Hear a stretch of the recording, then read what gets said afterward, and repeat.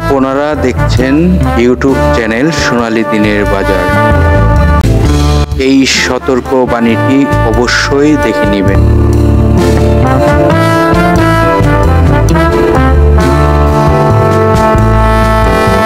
প্রিয় বিনিয়োগকারী ভাই ও বোনেরা, আজকের ভিডিওর টপিকটি দেখে ইতিমধ্যে আপনারা বুঝতেই পারতেছেন একটি গুরুত্বপূর্ণ আলোচনা হতে যাচ্ছে একটি স্টকের। যে স্টকটিকে নিরাপদ বিনিয়োগ মনে করতে হলে আমাদেরকে কোথায় বিনিয়োগ করতে হবে এবং এই স্টকটিকে আমরা কখন চয়েস করতে পারবো, সেই আলোচনাটি আপনাদেরকে অ্যাডভান্স জানিয়ে রাখার জন্য চেষ্টা করব এবং এই স্টকটিতে কখন আমরা বিনিয়োগ করে প্রফিট করতে পারবো সেটিও জানাবো স্টকটির আরএসআই কোথায় এবং জানাবো স্টকটির সাপোর্টটি কোথায়, যে সাপোর্টের কাছাকাছি থেকে আমরা স্টকটি ক্রয় করতে পারলে ভালো একটি প্রফিট করার সম্ভাবনা থাকবে। তাহলে এই স্টকটির রেজিস্ট্যান্স কোথায় রয়েছে সেটিও কিন্তু জানাবো। তো আজকের ভিডিওর টপিকটি আপনারা ইতিমধ্যেই ফলো করেছেন। এই স্টকটি নিরাপদ প্রাইস কত জানাবো আজ। দেখুন, এই স্টকটির নিরাপদ প্রাইসটি কত সেটি আপনাদেরকে জানাবো। এই প্রাইসটিতে যদি আমরা ক্রয় করতে পারি তাহলে স্টকটি থেকে ভালো প্রফিট করতে পারবো। তো এই কারণেই আজকের আলোচনার যে স্টকটি, সেই স্টকটি সিরামিক সেক্টরের একটি স্টক হতে যাচ্ছে। খুবই গুরুত্বপূর্ণ তথ্যগুলো অবশ্যই আপনারা মনোযোগ দিয়ে শুনবেন এবং অন্যদেরকেও শুনবার সুযোগ করে দিবেন। বিভিন্ন সোশ্যাল মিডিয়া প্ল্যাটফর্মে শেয়ার গ্রুপে আপনারা যুক্ত রয়েছেন, শেয়ার করে অন্যদেরকে শুনবার সুযোগ করে দিবেন। আমরা সর্বপ্রথম শুরু করি গত কার্য দিবসের কিছু অবস্থান নিয়ে। যে অবস্থানটি আপনারা দেখতেই পারছেন যে 41.55 ডিএসসি 100 সূচক মাইনাস। আসলে আমাদের বাজারটি এটি একটি এমনই বাজার হচ্ছে যে একদিন ভালো গেলে 3 দিনই খারাপ থাকে এবং বেশিরভাগ সময়ই কিন্তু আমরা এই যে খারাপ সময়টি পার করতেছি। তো ভালো সময়টি যে কখন আসবে সেটি আসলে বোঝা বড় মুশকিল। তো বাজারের জন্য আসলে এইভাবে বাজার ঠিক করা যাবে কি?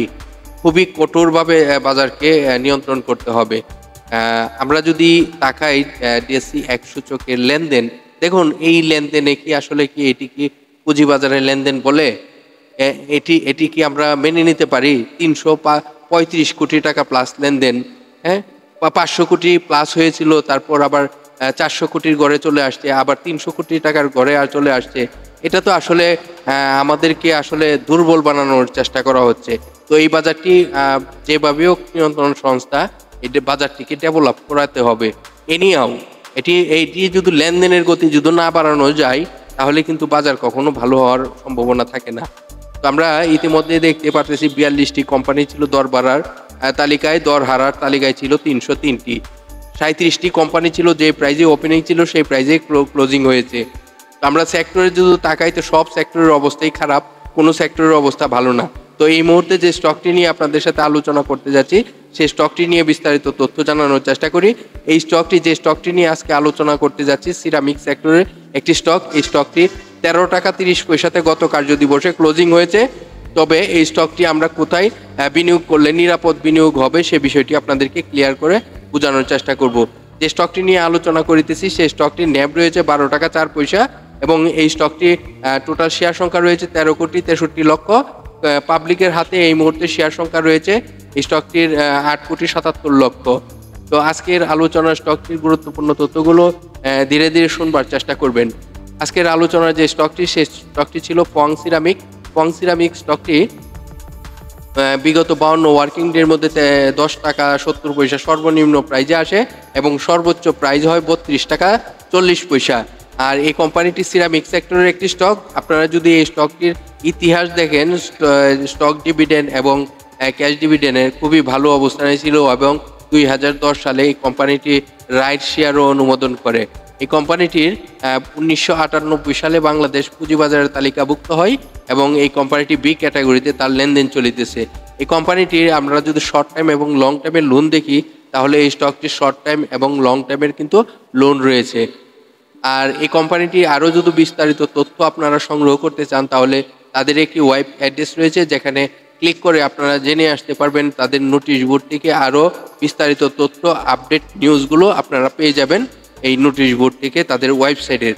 তো এখন আমরা জানবো এই স্টকটির সাপোর্ট কোথায়, এই স্টকটির রেজিস্ট্যান্স কোথায় এই স্টকটির আরএসআই কত। দেখুন এই স্টকটি এই মুহূর্তে গত কার্য দিবসের লেনদেনের যে আরএসআই ছিল সেটি 51.97, যেখানে 52 আরএসআই ছিল।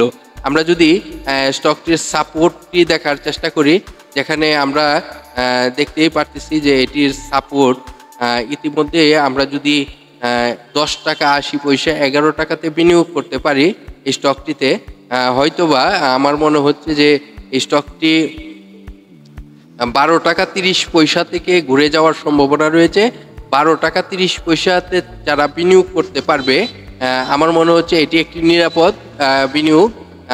এখান থেকে আশা করা যাচ্ছে 12 টাকা 30 পয়সা থেকে আবার ঘুরে যাওয়ার সম্ভাবনা থাকবে। তবে এই স্টকটিকে আপনারা যদি মনে করেন যে নিরাপদভাবে বিনিয়োগ করতে চান এবং এই স্টকটি থেকে ভালো প্রফিট করতে চান, তাহলে আপনারা সর্বপ্রথম 12 টাকা 30 পয়সাকে ফলো করবেন এবং 12 টাকা 30 পয়সাতে আশা করি ঘুরে যাবে। যদি না ঘুরে তাহলে কিন্তু তার শক্তিশালী সাপোর্ট যেটি রয়েছে বিগত 27শে অক্টোবরের যে সাপোর্টটি, এটি হলো 10 টাকা 80 পয়সা। আশা করি এই সাপোর্টে আসবে না।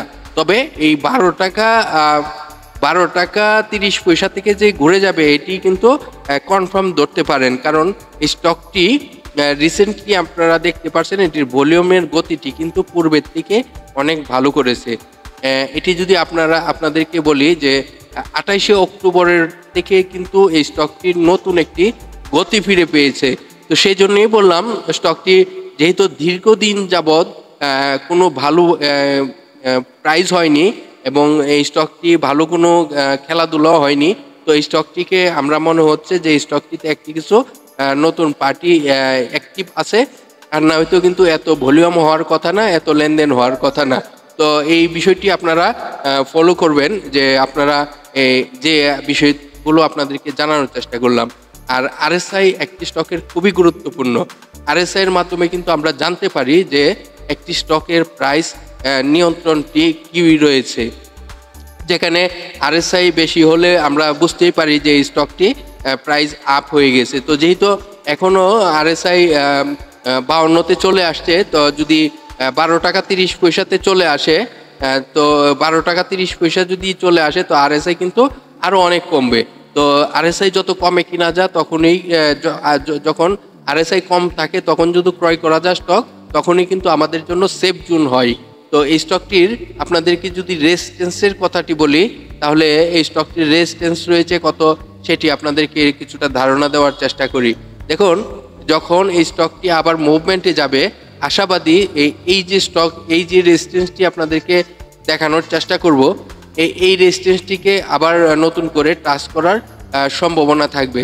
তাহলে নতুন রেজিস্ট্যান্সটি কত হতে পারে আপনাদেরকে দেখানোর চেষ্টা করব। আপনারা ধৈর্য সহকারে কিছুটা সময় দিয়ে দেখার চেষ্টা করবেন। দেখুন এটির যদি এখান থেকে ঘুরে যায়, যেটি আপনাদেরকে সাপোর্টটি বলা হয়েছে, সেই সাপোর্ট থেকে যদি ঘুরে যায় তাহলে আমরা আবার নতুন করে 18 টাকা 20 পয়সা একটি রেজিস্ট্যান্স রয়েছে, সেই রেজিস্ট্যান্সের কাছাকাছি যাওয়ার সম্ভাবনা থাকবে। তো আশা করি আপনারা এই আলোচনা থেকে বুঝতে পারছেন কি হতে যাচ্ছে স্টকটি, কখন আমাদেরকে ক্রয় করতে হবে। তাহলে আপনারা অবশ্যই সাপোর্টটিকে ফলো করবেন এবং পরবর্তী ইউটার্ন আসলে রেজিস্ট্যান্সটিকে ফলো করবেন। আপনারা অবশ্যই গুরুত্ব সহকারে আলোচনাটি প্রয়োজনে আবার টেনে দেখার চেষ্টা করবেন প্রথম থেকে, যে কথাগুলো আপনাদেরকে বোঝানোর চেষ্টা করলাম। আজকের আলোচনার যে স্টকটি ছিল সেটি ফং সিরামিক, এবং এই স্টকটি নিয়ে খুবই গুরুত্বপূর্ণ তথ্যগুলো আপনাদের মাঝে প্রকাশ করতে পারলাম। আপনারা বিভিন্ন সোশ্যাল মিডিয়া প্ল্যাটফর্মে শেয়ার গ্রুপে যুক্ত রয়েছেন, শেয়ার করে অন্যদেরকে শুনবার সুযোগ করে দিবেন। আজকের মতো এখানেই বিদায় নিচ্ছি। আল্লাহ হাফেজ, ভালো থাকেন, সুস্থ থাকেন।